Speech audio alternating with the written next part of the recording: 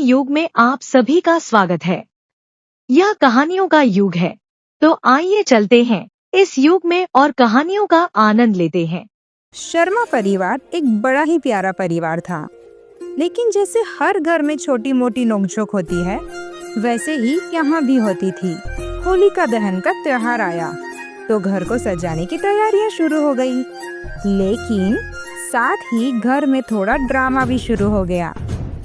पूनम चाची, जिनकी शादी हमारे चाचा से हुए कुछ 2 महीने ही हुए थे, उन्हें लगता था कि उनकी जेठानी की बेटी नेहा घर के काम में उनकी मदद ही नहीं करती है। राहुल भैया, उन्हें ये शिकायत थी कि उनका छोटा भाई, जो अभी नए नए दूल्हे बने ही थे, अमन, उन्हें बस अपने दोस्तों के साथ बिजी रहना ही आता था।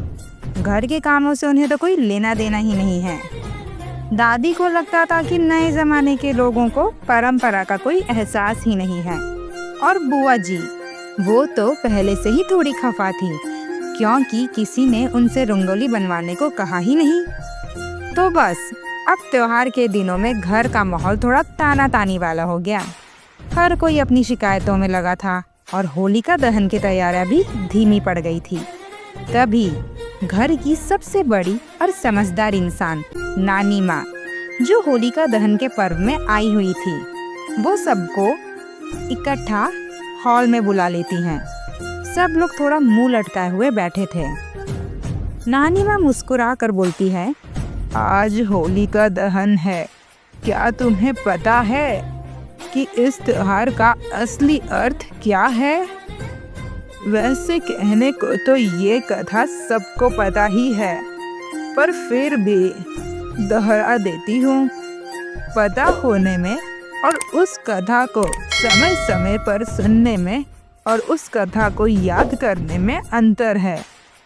चलो ये कथा वापस दोहरा देती हूँ। हिरण्यकश्यप एक बहुत शक्तिशाली और घमंडी राजा था। उसने भगवान से वरदान पाया था कि ना तो उसे कोई इंसान मार सकता था, ना कोई प्राणी, ना दिन में ना रात में, ना घर के अंदर ना घर के बाहर, ना किसी शस्त्र अस्त्र से। ये वरदान पाकर वो अत्यंत अहंकारी बन गया था। हिरण्यकश्यप अपने घमंड में अंधा हो गया था। उसे लगता था कि सबको सिर्फ उसकी सुननी चाहिए, बस उसी की पूजा करनी चाहिए सबको। उसकी बहन होलिका को भी अपने वरदान का घमंड था, लेकिन हिरण्यकश्यप का बेटा प्रहलाद बिल्कुल अलग था। वो भगवान विष्णु का परम भक्त था।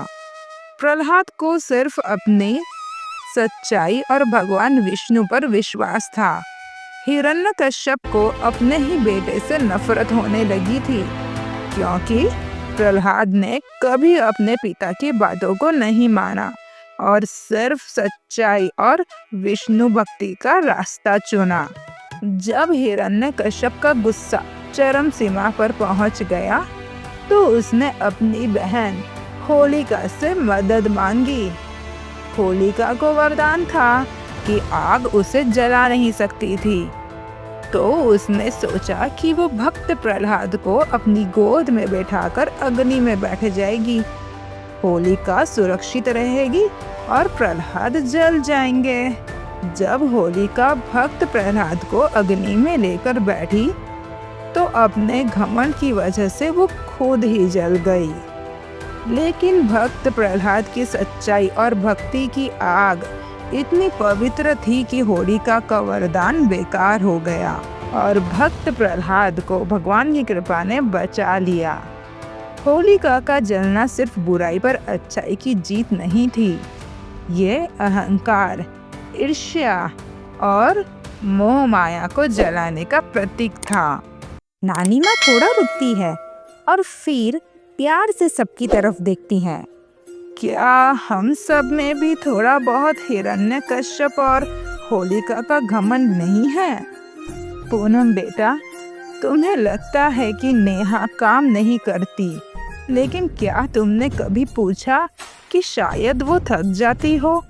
और तुम नेहा बेटा, तुम कहो, क्या तुमने कभी ये एहसास किया कि पूनम हमेशा अकेले काम करती है तो थोड़ा हाथ तुम्हें भी बटा लेना चाहिए। आखिर वो भी तो एक इंसान ही है।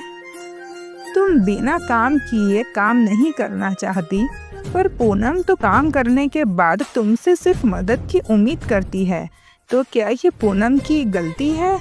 नेहा थोड़ी शर्मिंदा हो जाती है, फिर धीरे से कहती है, नानी माँ, मैं कोशिश करती हूँ, लेकिन मैं भी जॉब करती हूँ। सुबह से शाम तक काम करने के बाद बहुत थक जाती हूँ। लेकिन हाँ, शायद मुझे पूरा काम तो नहीं, पर मदद तो करनी ही चाहिए।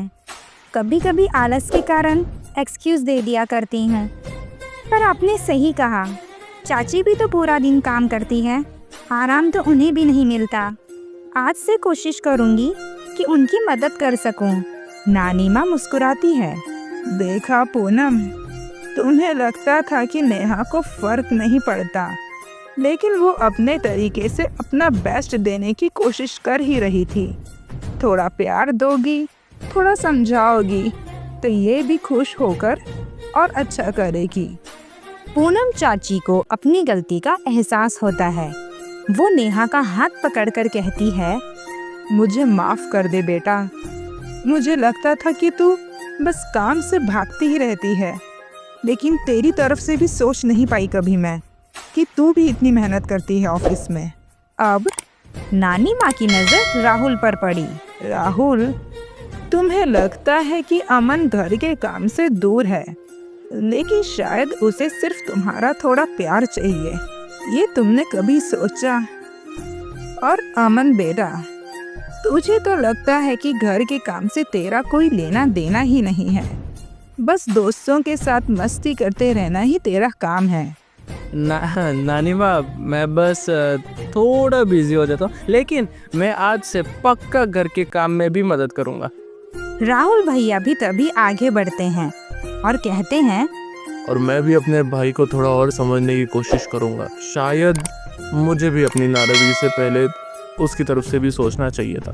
अब नानी माँ हंसते हुए कहती है, और बुआ जी, अगर किसी ने आपसे रंगोली बनवाने को नहीं कहा, तो क्या आप खुद आगे बढ़ के नहीं कह सकती थी कि मैं रंगोली बना देती हूँ? सब लोग थोड़ा शर्मिंदा हो जाते हैं।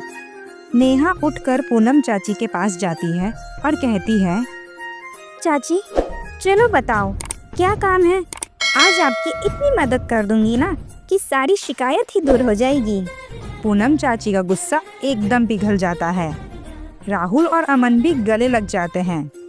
बुआ जी मुस्कुराते हुए कहती है, चलो भाई, मैं रंगोली बनाने जा रही हूँ। कोई मेरे साथ आएगा या मैं अकेले ही इतनी सुंदर रंगोली बना दूँ? जब होलिका दहन का समय आया तो पूरा शर्मा परिवार मिलकर होलिका का दहन करता है। सब अपने मन की बुराइयां, घमंड, ईर्ष्या, नाराजगी को जलाकर एक नई शुरुआत करते हैं। और उस रात शर्मा परिवार में सिर्फ होलिका का दहन नहीं हुआ, बल्कि उनके मन की दूरियों का भी अंत हो गया। दोस्तों, आप सबको भी होलिका का दहन की बहुत बहुत शुभकामनाएं।